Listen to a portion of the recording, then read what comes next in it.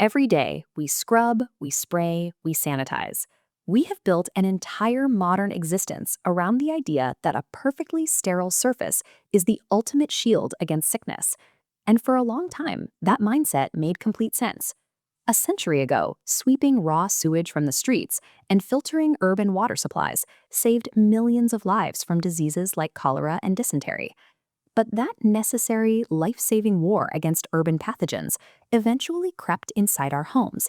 We started chasing a clinical ideal in our kitchens and living rooms, convinced that a spotless house made us biologically untouchable. That success against deadly bacteria tricked us. We started treating every invisible organism as an enemy that needed to be eradicated. But here is where the math stops making sense. We are living in the most heavily disinfected era in human history. And yet, as a population, we are getting sicker. This chart shows the rate of chronic immune disorders since 1950. Conditions like severe allergies, asthma, and autoimmune diseases have skyrocketed over the last few decades. Now, watch what happens when we map traditional infectious diseases over that exact same period. As our infections plunged, our immune disorders surged. And this isn't happening uniformly across the globe. These chronic conditions are spiking almost exclusively in the wealthiest, most sanitized nations on Earth. This data points to an unsettling correlation. Our drive for total sterility is moving in lockstep with an entirely new category of biological failure. Scientists have a name for this anomaly. They call it the hygiene hypothesis. It comes down to how our bodies actually work.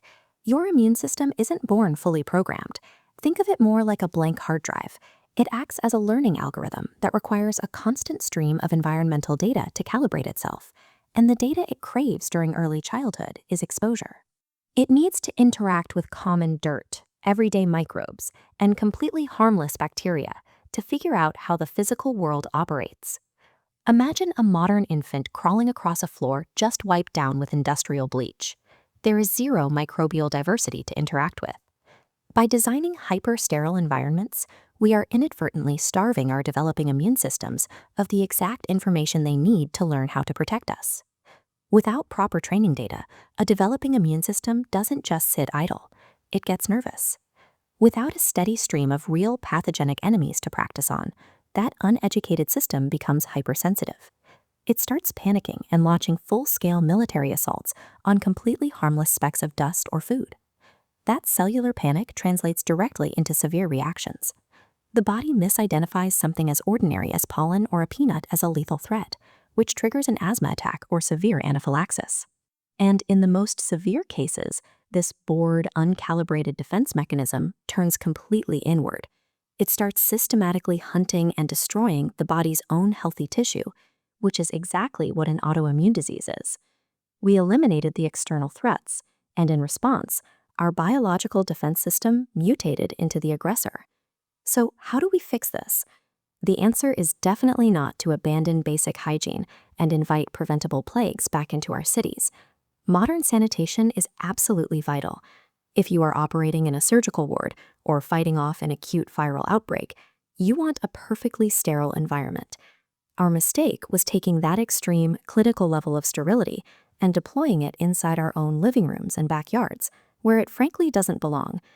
We waged a scorched earth campaign against every single microbe we could find, wiping out the beneficial organisms right alongside the dangerous ones. A truly healthy environment functions as a balanced, complex microbial ecosystem.